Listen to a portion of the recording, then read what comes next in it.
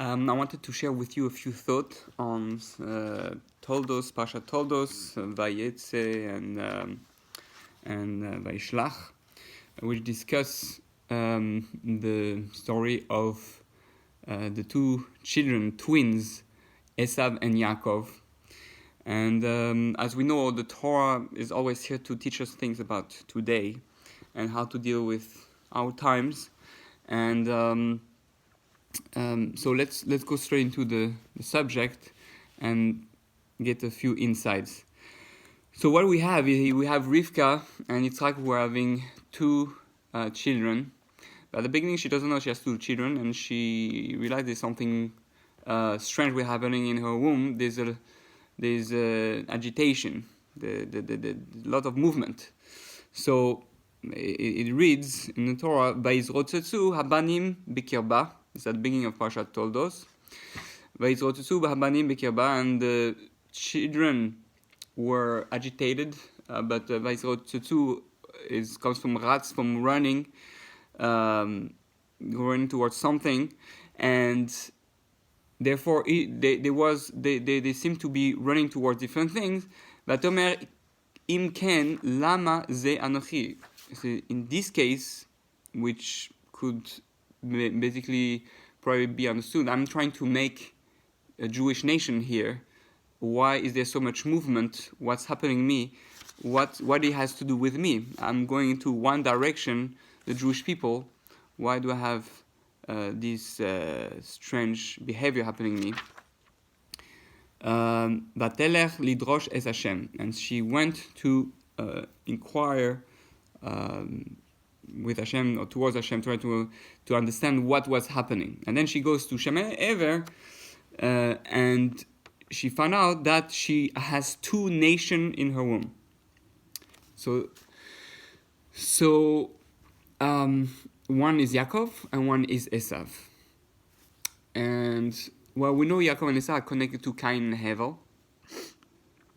And there's one way that people usually read this place, and a lot of commentary who right away they jump on Esav and say, oh, you see, Yaakov was, when Rivka was going towards a shul, towards a Bes Midrash, a place of learning Torah, Yaakov was agitated to go there as if he wanted to participate. And when Rivka was walking towards a house of Avodah Zarah, a place where there's idolatry, then Esav was agitated to go there. Now right away everybody jumped and say, oh, must be one is a good one, Yaakov is a good one, and Esav is a bad one. Look, it seems obvious. The truth is, this is a very, very dangerous shot to say, understanding to have, because right away we label children who are not even born into what they are, or what they are to be.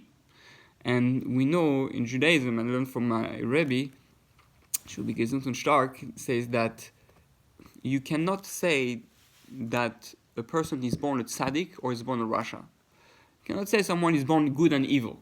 Then there's no point of being born, there's no free choice.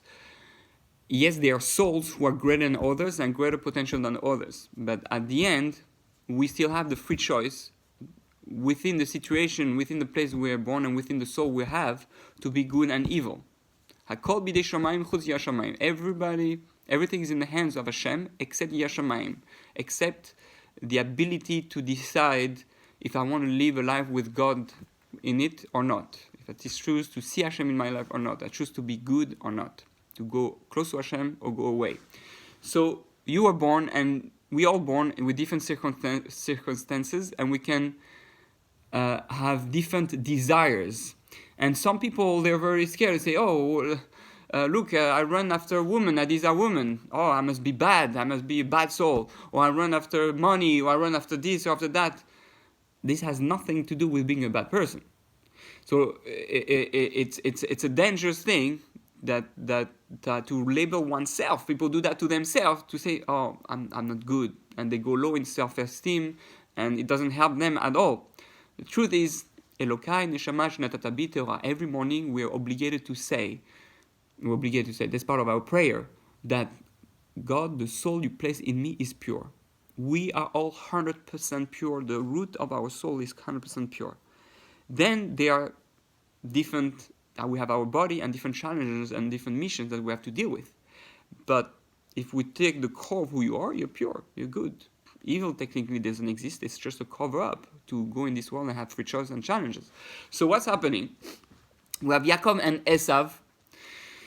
And really, what's happening is that I would have given different interpretation with why Esav was running towards the house of Avodah Zarah. Because originally, we all know that Yaakov and Esav were supposed to be a team. They were supposed to work as a team, just like Cain and Hevel. And they were supposed to fix the world. Yaakov was supposed to be involved with the more spiritual aspect of the world. And Esav was supposed to deal with the more physical aspect of the world. Now, it makes completely sense, and we read it now in a much more positive way, looking at Esav, that we have to know also in the Torah, this is my Rebbe also says that when we speak about what we call Rashaim, or bad people in Torah, those people were tremendous, great people with tremendous potential. They just misuse their potential. But the Torah doesn't speak about someone who is not great. We don't need to speak about a little fool with its own little evil inclination. We're speaking about great, great, great people, and some use their great powers for good, some for bad. So Esau was a tremendous, great person.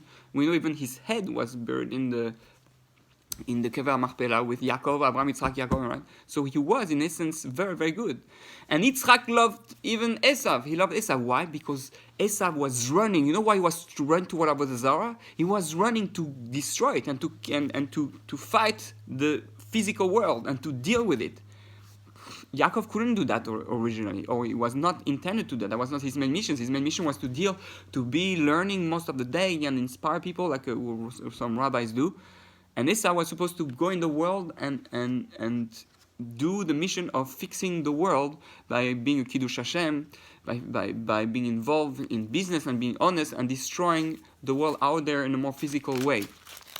Destroy the evil. So what's happening is that Esav was agitated because he wanted to run towards that, and we even know that Esav went to kill Nimrod and got the fur coat that Yaakov after used to appear as Esav. He killed Nimrod, who brought Avodah Zarah. So Yitzchak loved him because he knew that's the main one who is going to act is going to be Esav. So what we have two parts. We have, in a way, the two types of Jews that we have today. We have the ones who are learning most of the time, and we have the ones who are there in the world of Avodah Zarah, in the world of the mundane world with all the physicality and the false belief. And we are supposed to work as team. Yaakov and Esav were supposed to work as team.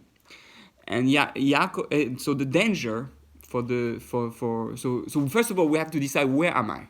Am I an Esav guy, or am I Yaakov guy? And what's happening is that Yaakov realized, Rivka and Yaakov realized that Esav, even though he had that potential, he misused his potential. He was not able to control his body. His mind had the right intentions, so to speak, was holy. He knew that there was a God, but his body couldn't follow. So he let his mind follow his body right. So in each one of us, we have a little Esav and we have a little Yaakov. It speaks about parts of our personality. So what's happening? We have to learn, and that's what Yaakov said. Yaakov took both the Bechora. Yaakov realized, and Rivka realized that Esav was not able to do his job, and therefore we as Jewish people, even though we were supposed to be a team, and maybe with part of the non-Jewish world, we're not so sure how to interpret Esav. When Esav is Edom, the Western world, non-Jewish world, it's a little bit complicated to realize. But basically, there was a split where originally we, the Jewish people, were supposed to focus on the spiritual only, and infuse the physical world with the non-Jewish world, more modern world with holiness. Now we have to do both. Now the one who goes to learn has also to learn to go in and work and take both missions in the same time.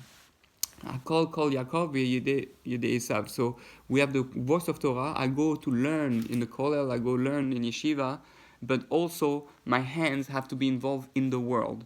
And we know from Pirkei Avos that's the best combination. That's the not best. It's the necessary combination after this time, and like Issachar and Zevulun, when we need the support of both. We need the one who learns and the ones who go work, but we really need to do both. We all need to both. There are exceptions, obviously, individuals. I'm speaking in more general term, but we have to know where we belong. Do I belong in yeshiva all day? Do I belong at work all day? But whatever you choose, where you belong, you have to know. You have to do a bit of both. Not only you have to do a bit of both, you have to respect both. The one who works all day long has to learn from the rabbi, and the rabbi who learns all day long has to respect and guide and pray for the one who works in the everyday life. So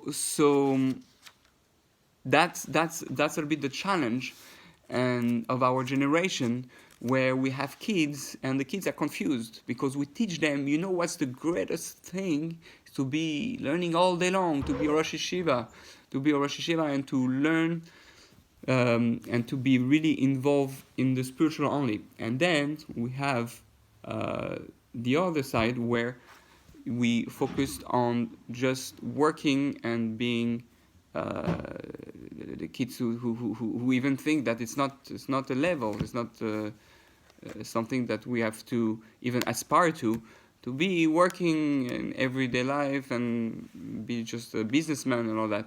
So this is confusing for a lot of kids who go to yeshiva, and they're not taught that the ideal can be either or. And the Mesilas Yesharim is very clear at the end that in the chapter of Kedusha, which is all the way at the end, that someone who is a businessman can be as holy as a rabbi. It all depends what he's involved. His whole service of God is involved within his work and the physical world, or his whole work is involved into the spiritual. So that's the challenge. That's what we need to all infuse into our kids, that they need to make the choice, and that's what we need to do with ourselves, to know where one belongs. And when we have clarity, then we can, like Yaakov, learn to be balanced and live a bit in both worlds at the same time.